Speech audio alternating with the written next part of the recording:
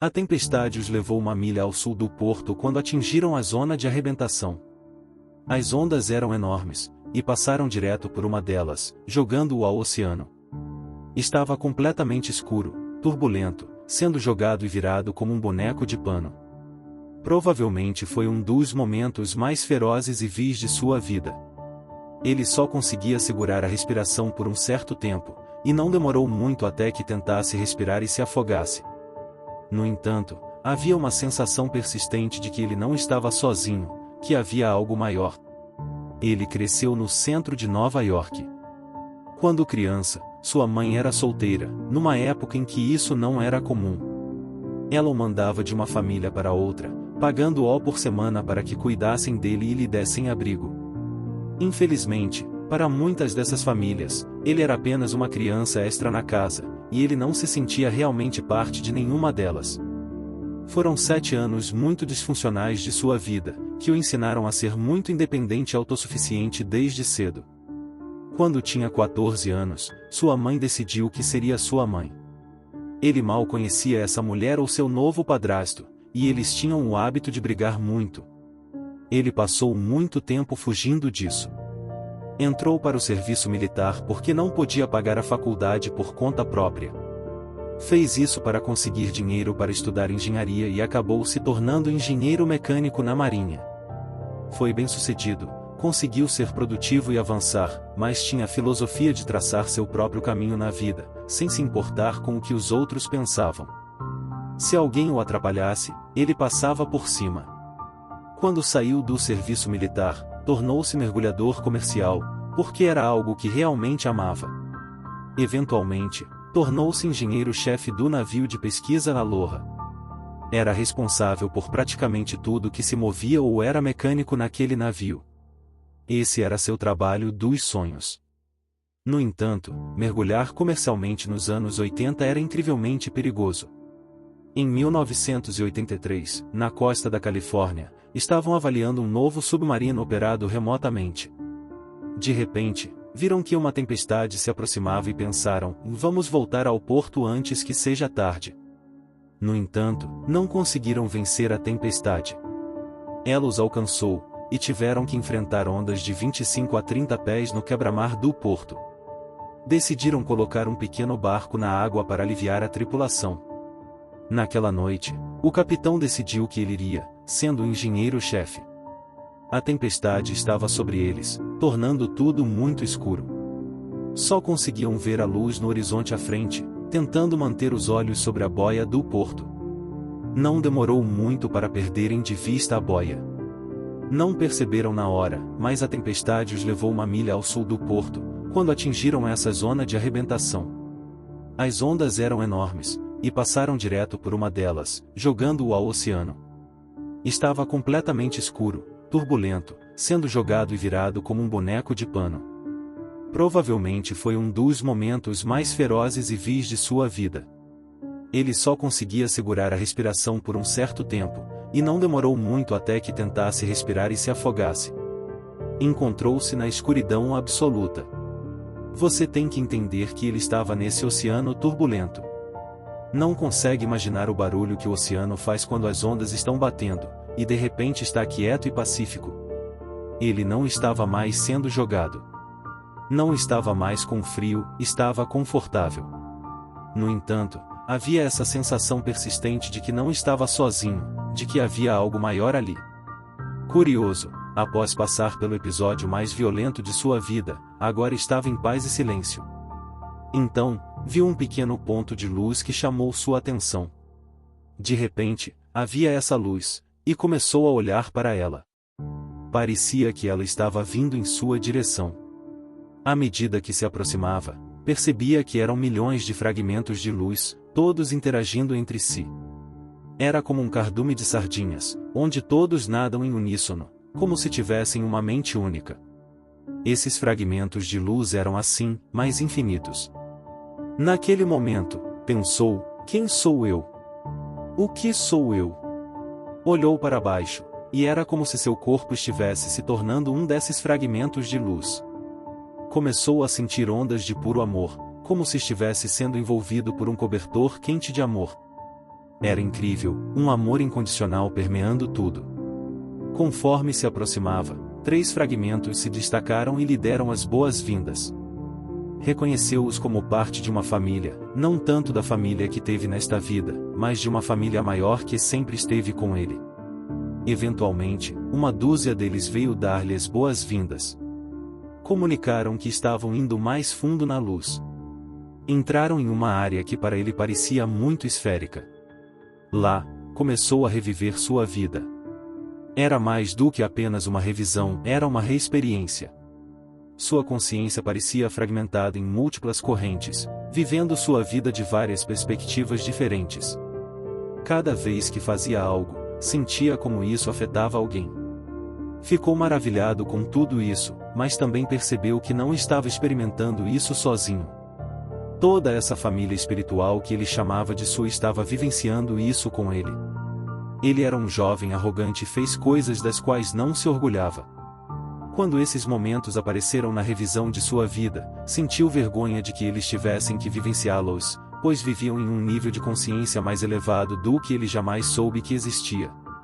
No entanto, eles apenas o amavam e o apoiavam durante toda a revisão.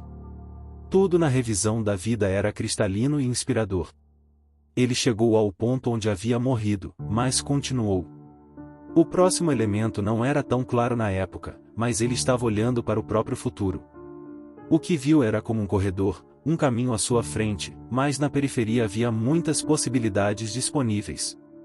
Eventualmente, chegou a um ponto onde a própria luz, agora enorme e infinita, falou em uníssono e disse: "E não é a sua hora. Você deve retornar." Ele argumentou, dizendo que tinha uma família que não sabia que existia e que o amava e apoiava. Sabia que seu corpo estava lá embaixo, quebrado, mas não queria soar insensível. Parecia apenas carne fria para ele, não tinha desejo de voltar para aquele corpo. Mesmo assim, argumentou com o que percebeu como Deus, mas não adiantou muito. "Como você pode ver, ele está aqui." A voz retornou e disse mais uma vez: "Retornar. Você tem um propósito." A palavra propósito ressoou em todo o seu ser. Entrando no próximo reino, viveram com uma consciência expansiva muito maior do que a disponível nesta vida física. Com essa aceitação, ele se encontrou fora do corpo. Os 3 seres de luz que o receberam estavam com ele, observando seu corpo no oceano, jogado de um lado para o outro. Seu corpo se aproximou dos destroços do barco, e a corda de proa se enrolou em seu braço, batendo no peito. Ele ficou hipnotizado, observando isso de fora do corpo, pensando como a imensidão de si caberia ali dentro. Outra onda atingiu o barco, que ainda tinha um pouco de ar em um dos flutuadores, fazendo-o subir. Ele assistia sem sentir enquanto isso acontecia. A linha puxou seu corpo para a superfície, e assim ele e seus 3 familiares espirituais subiram juntos, observando seu corpo se enroscar nos destroços do barco. Sua família espiritual lhe deu um leve empurrão, e ele voltou ao corpo. Ele tem que dizer: morrer é difícil, mas voltar à vida é ainda mais complicado. Acabou de ter um momento expansivo e agora voltou a um corpo físico que parece pesado e restritivo. Foi incrivelmente difícil estar de volta a este corpo, ainda expelindo água salgada.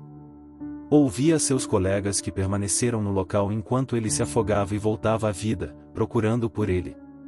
Um deles segurava uma lanterna, varrendo a superfície para encontrá-lo. Eles o avistaram e vieram até ele. Reuniram-se ao redor dos destroços, e uma vez que todos foram contados, começaram a nadar de volta. Ainda tinham 1 quilômetro até a praia.